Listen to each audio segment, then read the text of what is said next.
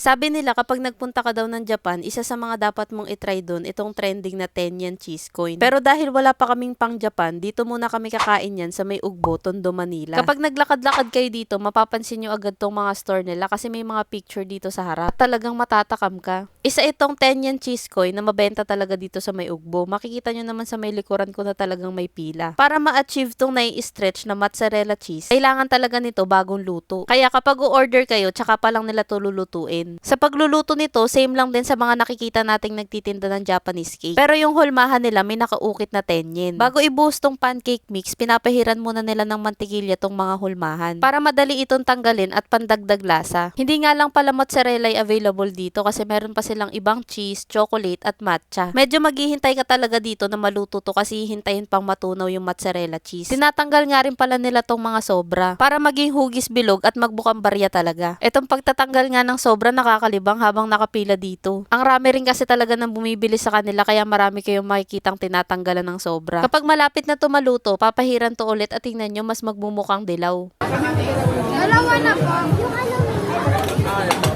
Nung malapit na maluto yung order namin, ayan kusa nang lumalabas yung mozzarella cheese dun sa pancake. Yung isang order nito dito sa may Ugbo, 99 pesos. Bumili talaga kami nito para matry naman namin yung mozzarella sa pancake. Kadalasan kasi 'di ba nakalagay ito sa pizza o kaya naman sa corn dog. Bihira lang din talaga kasi may mga nagtitinda ng pagkain na may mozzarella cheese. Kadalasan yung mga nilalagay yung mga medyo maaalat yung lasa.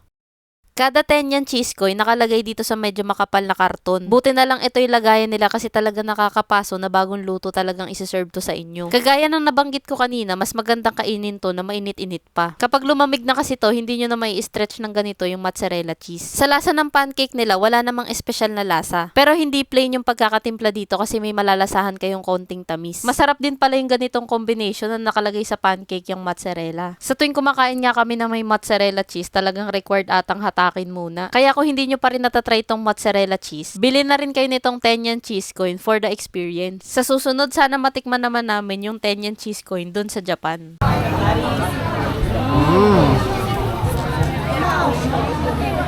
Siya nga pala guys, marami na kaming nakainan dito sa may Ugbo, Tondo, Manila. At yung ibang food trip namin dito, na-upload ko na sa aking mga accounts. Check nyo na lang yung mga napuntahan namin para kapag dumayo kayo dito, meron na kayong idea kung saan kayo kakain. Kaya para updated pa kayo sa ibang mga food trip namin ni Maynard, huwag nyong kalimutang i-follow ang aking mga social media accounts.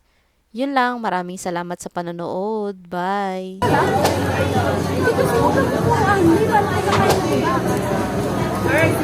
Kanin niya eh.